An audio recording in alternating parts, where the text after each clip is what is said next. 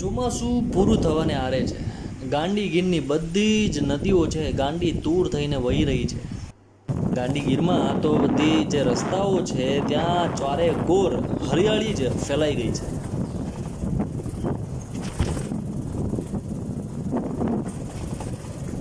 ગાંડી ગીરના મધ્યમાં આવેલો ખજૂરીનો નેસ ભગવાનને પ્રિય માધવને પ્રિય છે એવો આ ખજૂરીનો નેસ જેના વિશે ઘણા ગીતો લખાઈ ગયા છે. એક ગીત તો લોક મોઢે એકદમ છવાઈ ગયું છે. ખજૂરી નેહ કેવો માધવને ગમે એવો. આ જે નેહડો છે, નેહડા એટલે નાના નાના જે ઘર બનાવવામાં આવે ગીરમાં વચ્ચો વચ્ચ બનાવે, જે જંગલી પ્રાણીઓની વચ્ચે રહેતા માલધારીઓ છે પોતાની જોકું તૈયાર કરે છે, નાની નાની વાડીઓ છે તૈયાર કરીને અંદર માલ ઢોર રાખતા હોય છે.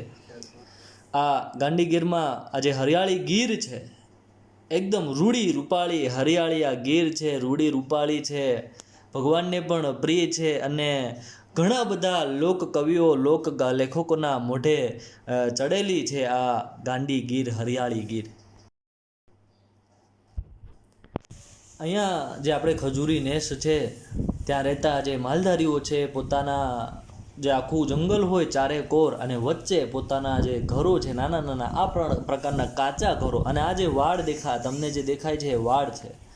નાની એવી જે આપણે બેલાની વંડી બનાવી આ લોકો વાડ બનાવે ત્યાંથી અંદર છે એ લોકો પોતાના ભેંસોને રાખતા હોય. હવે આમાં ગમે ત્યારે રાત્રે સાવજ દીપડા આવી જતા હોય, મારણ કરી પણ જાય ક્યારેક, પણ ભગવાનની દયાથી આવું કદાચ જ બનતું હોય છે. આજુબાજુ ઘણી બધી નદીઓ છે એ વહેતી હોય છે અને ખજૂરી નેહની આજુબાજુ પણ એક નદી છે વહી રહી છે. ખૂબ જ સુંદર મજાના દ્રશ્યો છે. ચોમાસા દરમિયાન તો અદ્ભુત દ્રશ્યો હોય છે અને એકદમ રમણીય અને ભગવાનને પણ પ્રિય હોય એવો આ જે નેહડો છે.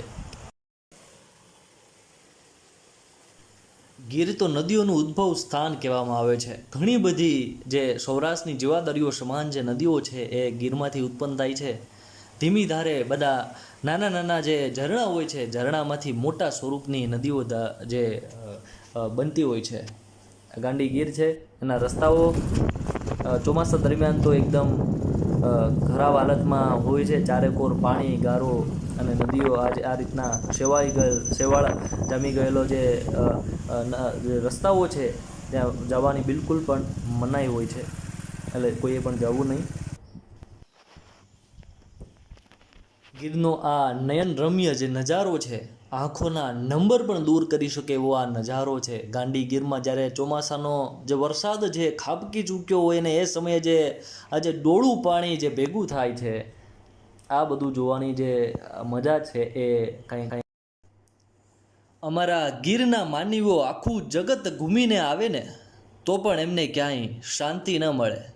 બસ એ જ્યારે ગીરમાં આવે અને આ જે ચોમાસાનો નયનરમ્ય નજારો જોઈએ ને ત્યારે એમની આંખોને પણ ઠંડક મળે અને મગજને પણ શાંતિ મળે છે. આવી આ ગાંડી ગીર તમારા માટે ઉપલબ્ધ છે.